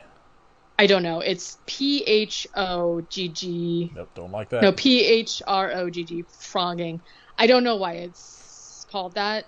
Maybe because you're like leapfrogging to locations, like you're not living, like I don't know, people come and go or whatever. And some of them are like dumb, but some of them I'm like absolutely not. And I'm like, just listen, make sure. And it's so interesting to me too because it's like so it's basically like it might have aired on Lifetime, so it's like reenactments plus interviews with the people who went through it telling the story, and then sometimes actual photos. Some of the people shared photos of like finding the people, and it is terrifying. Like this one girl, like her clothes kept going missing and like all this like random stuff, and then one day she like opened her closet and the dude was just in her closet like wearing her dresses or something, Oh yeah. and she like took a photo of when she found him. Like he didn't hurt her or anything, but like that is so scary. But anyway, oh shit, what was I gonna say? Oh, there's been a few people who were like, in the beginning they were like spooked because they were like, is this like a paranormal thing? Because it is like, why would you think that there was a person like living in your wall, right? And then there's like stuff goes missing, you hear noises, like I just think it's so funny that people's like first thought is like, oh my god, it must be a ghost, and then it's just like a fucking dude. And I will say that they were all dudes except for one person, Yeah, so of I don't course. know. One guy, not to, I don't know that anyone else is gonna watch the show, but one of the guys like was like living in these people's like crawl space, which the crawl spaces to me are like not really the same thing because you access them from the outside of the house. So these are crawl spaces like under people's houses, right? And so if somebody can get in from under your house but then not get into your house, like that to me, like no, I don't want someone living under my house, but that to me isn't as scary as somebody living like in And the the walls. wall or like the attic and like coming down into your house. But there was this one guy who was like living in someone's crawl space, and they saw him because they were like doing something where they looked on the ground and they saw somebody like looking up at them through the floorboards. And they like called the cops got them, and then the guy was like, "Oh, there's a cat under there. His name is Spaghetti." And so like after all of It's this, a good cat name. like it was very cute. It was like a Persian, very cute cat too, named Spaghetti. And it turned out that it was like this guy was like living with his relatives and just like disappeared one day and took their cat and was like living under these people's house with the cat Spaghetti. And so Spaghetti was reunited with his owners and he wasn't hurt, but I just was like, what the fuck? Anyways, yeah, I think that's it. Let's see. I watched a shit ton of stuff on the Trauma app. Mostly all of Lloyd Kaufman's stuff. It's all hit or miss, but it's all pretty much stuff I've seen before. I watched Vegas in Space, which is this 1991 sci-fi comedy made by all drag performers. That's like Oh, not good, but totally fun. yeah. It's like very campy. I watched Don't Fall in Love with Yourself, which is a documentary about Justin Pearson from like The Locust and 2,000 other bands, and it's great, very good. Highly recommend. I think it's just now starting to hit places where you can like rent it online, and I highly recommend if you're into like weird music. I watched Blood, Boobs, and Beasts, which is a documentary about Don Dohler, who is like somebody that would just make these like monster movies and shit in like his essentially like his backyard. And it's pretty good. Like I've only seen one of his movies before. Was it Night Beast? Yeah, I think Night Beast is the only one I've seen. But like, yeah, it was pretty interesting. They ended up making it. It's like one of those documentaries where like they were just making this essentially this documentary about this guy, and then like you get to like the last 30 minutes when it's like he is diagnosed with like I don't know, cancer. I forget of where. I feel like it was like multiple places, and like Ooh. dies by the ending of it. And it's like I don't know. It's pretty sad, but it's like a pretty interesting documentary about this guy who's just like one day decided to start making some movies and like kept doing it until he died. And they're all these like I want to watch all of them. They all look really fun, but I haven't gotten around to them yet. I watched the Vinegar Syndrome release of Killer Condom, and it's very good. Very fun, stupid movie. Let's see. I watched Return of Nukem High, Return to Nukem High Volume 1, and then Return to Nukem High, aka Volume 2. which were like the two Lloyd Kaufman directed movies I think I had not really seen. Because I'd cut out, I think, after Poultrygeist, and that might be what followed Poultrygeist, if I'm remembering correctly. And they're surprisingly good, because, like, I feel like Lloyd Kaufman hits a point in like, the 2000s where, like, he thinks he's, like, making kind of progressive, like, statements with his art, but they all just fall flat and, like, feel not great about, especially with some of like the language he uses and shit. But like, right, because like Toxic Avenger, like we'll get to at some point, like it's very like in your face and like over the top, but there's like reasons for that. And then there's like one of the movies he makes in the 2000s is this movie called Terror Firmer, where someone has the line something like, you know, you have to be offensive to get people to pay attention to what you're saying, which is sort of like the thesis of the movie. And I feel like he takes that to the extreme with some of the movies he makes after that, and like it kind of is a turnoff. But the Nukem High sort of reboot sequel things are surprisingly pretty good. I think I watched Visual Vengeance's release of Replicator, and it also rocks. And then Caitlin has been watching Futurama for mostly the first time, and I forgot how fucking good Futurama is. Yeah. We're still watching like the new season, but I don't think I had seen anything past maybe the second reboot season. So I think there's like 2, maybe 3 seasons I have not seen yet. Counting like the one that just aired. But we're like in the middle of season 3. We're about to get to Luck of the Friarish, and I can't fucking wait. Like we're just now hitting the episodes where it's like actual kind of like they start turning up like the emotional stuff. Yeah. Which is like the best part. So I'm not warning Caitlin about Jurassic Park at all. No. The greatest fucking episode of TV. So sad.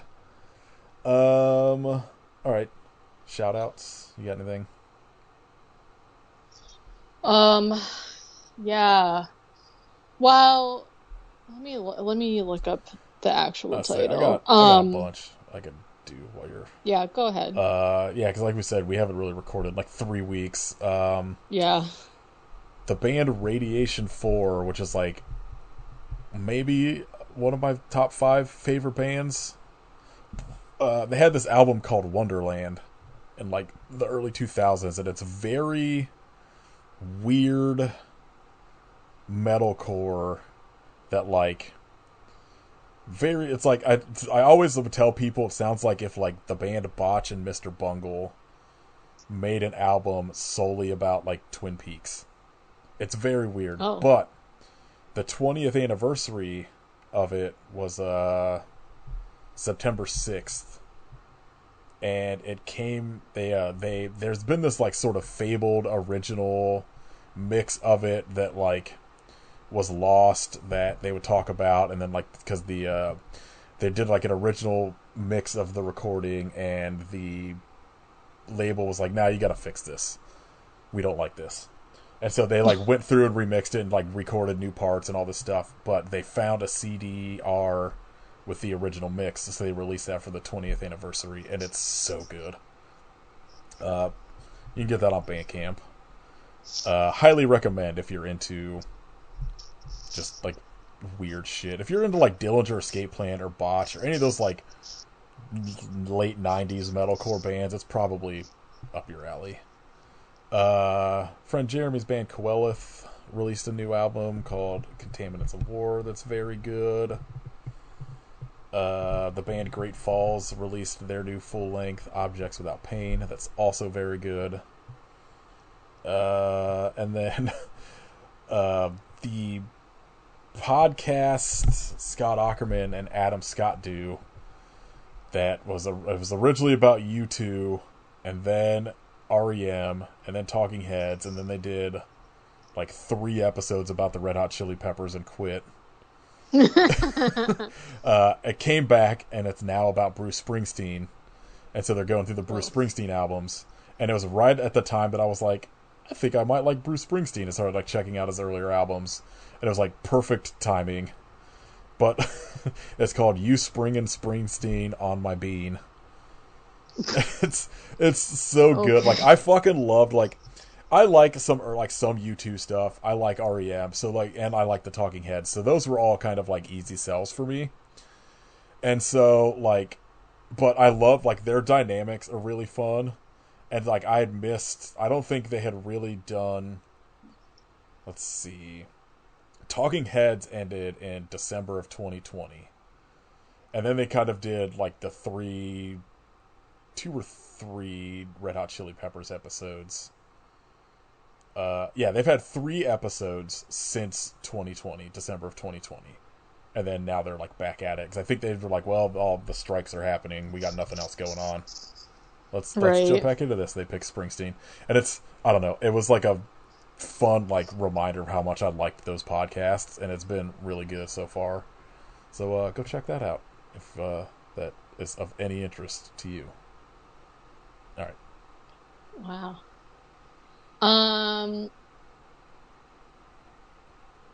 I'm gonna do a little bit of that. So, like, mostly what I've been doing is I've talked about this before. I've just been mostly like reading a bunch this year, and so the one I wanted to recommend for this episode is called Our Hideous Progeny, and it's by C.E. McGill, and it's basically like a Frankenstein retelling, but it stars, like, the main character is a woman.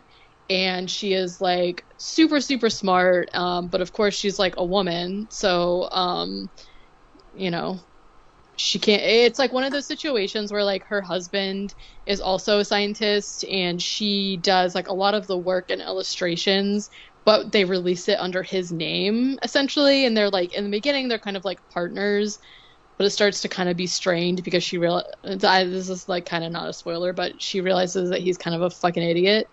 And the Frankenstein part of it is that her name is Mary Frankenstein, and Victor Frankenstein was her uncle or great uncle or something like that. And she, like, finds his notes behind, like, his research, and she decides that she's gonna, like, explore it or whatever. And it's really good. So if you're wanting to read, like, something sort of, what the thing that I like about it is that it's, like, sometimes, like, I don't feel this way about Mary Shelley. Some people do, or some things that were written, like, a long time ago, the language is kind of hard to, like, read through and, like, understand what you're reading. And so this is written in, you know, like, a updated version. So it's, like, very obvious that they're still in, like, 1850s London, but it's written updated in a way that you can, like, understand what's happening. Kind of like that retelling of Fall of the House of Usher, which was What Moves the Dead. It's kind of like that. So I recommend those. And then I also was, a lot of people who read have probably heard of this series, A Court of Thorns and Roses. It's like a fantasy series, and I don't really like fantasy that much. This is like a super, it's like one of the biggest grossing, like, franchises. Like, people fucking love it. And there's 5 books, and my sister-in-law started reading them, and she was just like, oh, I really want you to read them. Like, you can just borrow mine, and then that way we can talk about it or whatever. And I read all 5 of them in, like, less than a month, which is insane because that's like 3,000 pages. And then I just was like, well, I don't know what to do with my life now that I've done reading. So I'm kind of, like, in that, like, stupor of, like, I just, like, don't know. Oh, I do have another thing to shout out, but it's also a book. It just came out yesterday as of when we're recording, and it's called Creature Feature. And it is a collection of short stories that were written specifically for this collection. And it's Joe Hill, Grady Hendrix, Paul Tremblay, who are, like, 3 of my favorites. And then 3 other ones who, like, I don't really know that I've read stuff by them. But I don't know. I fucking love an anthology, like a collection. Yeah. And it came out, like, perfect time for, like, spookiness or whatever. So I'm looking forward to like the new stories. The first one is by Joe Hill, and so far I'm like, meh. It sounds like a classic Joe Hill, Stephen King, where like I feel like, and sometimes I like that because like listening to like a old like Stephen King story to me, like we've talked about this before, has that like 80s nostalgic feel to me. But they all do this thing that like bothers me where it's like the main character is like an adult man and his name is Willie. Like he goes by Willie instead of Will. And I'm like, there's no way. If I met an adult man whose name was William and he said, call me Willie, I'd be like, I absolutely am never speaking to you. Like, that's not going to happen. But it does give me that goofy, like, 80s Stephen King feel or whatever. And so I don't know. I just started. I'm like halfway through that first story. But if someone's looking for something different, kind of whatever, maybe that's up your alley too.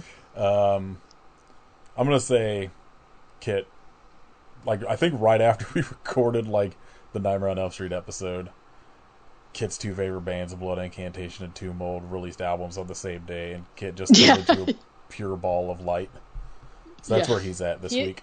He's gone. He's ascended. He'll be back next week when he rejoins us back on Earth.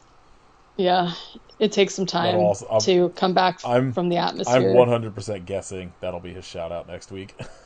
Definitely. Yeah. All right. If you would like to support us, you can join our Patreon at patreon.com/IHopeYouSufferPodcast. We are doing a bunch of stuff in October on there.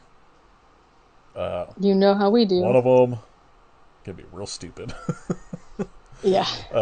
I think the first episode will be out, like our first sort of October bonus episode will be out, like probably pretty soon after this comes out, and it's gonna be a doozy. You can follow us on Instagram. I forget what I do on all these now. It's been 3 weeks. Let's see, Patreon. I like how anytime we take a break, we act like we've never, like this is the first time. Well, I don't like. I have notes on my old computer, but that computer is like at its end, so all of I never transferred any of it over here, so I'm just doing it all from memory. Let's see, Patreon. You can leave us a rating and review on iTunes and Spotify, all that shit. You can follow us on Instagram at IHopeYouSufferPodcast. Follow Kit at Hidden Kits 3 and Kitchification of Blood. Follow Katie at WerewolfFace, and you can join Katie's Patreon at patreon.com/werewolfface. You can follow me at Gordon Scramsey on like things. You can follow me on Letterboxd. It's the only one I care about. I think that's it. Don't do anything else to us, please. Give us money and follow us. If you're not part of our Patreon, check it out. I think there's some free episodes on there. Like, I think anytime we've done stuff with like a guest, like with Girl That's Scary and stuff, it's just up there for free. Yeah. But $5 to get you all the bonus episodes. Usually at least 2 to 3 a month, it seems. There's gonna be 5, I think, in October. So. And I got a lot of fucking shit I gotta watch this month. Yeah. It's gonna be a lot. I'll figure it out though. All right, next week. That's what I did out of order. Next week will be Bloods versus Wolves, the movie Kit picked. Oh, I forgot about that. I was reading about it, and it looks very stupid because it's. I thought it was going to be. Like, I thought it was going to be like Bloods, the gang, against werewolves, but it is vampires, aka Bloods, versus wolves. Okay, so it's Underworld, basically, but like, maybe better. Maybe better than Underworld. We'll see. Yeah, I don't know. I was like, it seems like it's gonna be like Lichen Colony quality, so I'm in. Right. But yeah, that'll be next week. Kid will be back. And we should be back in gear. I feel like in 5 years we've missed maybe like 5 weeks, so give us a fucking break. I know. I like how every time something like this happens, we're like, please be nice to us, okay? As if anyone has said anything about, like, no one's ever I'm approached me always about a like, missing anytime episode, we've but had to like push a bonus episode on Patreon to like the next month or something, like I'm like, I'm so sorry, my cat I Xerxes just know. died. I apologize, and everyone's just like, bro, who cares? It's fine. Like, literally, yeah. Where it's like, please be nice to us, okay? No one's being mean at Yeah. all. Uh. We appreciate it. Life Yeah. happens. That's what everyone's just like. We don't care. Things happen. Yeah, like, it's fine. But we should be back into like a regular gear now. Yeah. All right. Gear up for some spooky Yeah. season, I think bitches. we got some like some things I'm like extremely excited to record Me in too. October. So Yeah. it'll be like, I think we're doing like we're gonna do less expected things. I think I'll tease. Well, the first one definitely. I would So think. technically this will be the first one, and then Kit's movie, and then Well, I don't yeah. know what you're gonna pick, and then yeah, the one we have planned for the week of Halloween. So Amazing. you got Can't to find wait. something stupid for a pick. All right. All right. I hope you Franken, but Emmylou. Yes. Oh. All right. I wasn't expecting that. I like it.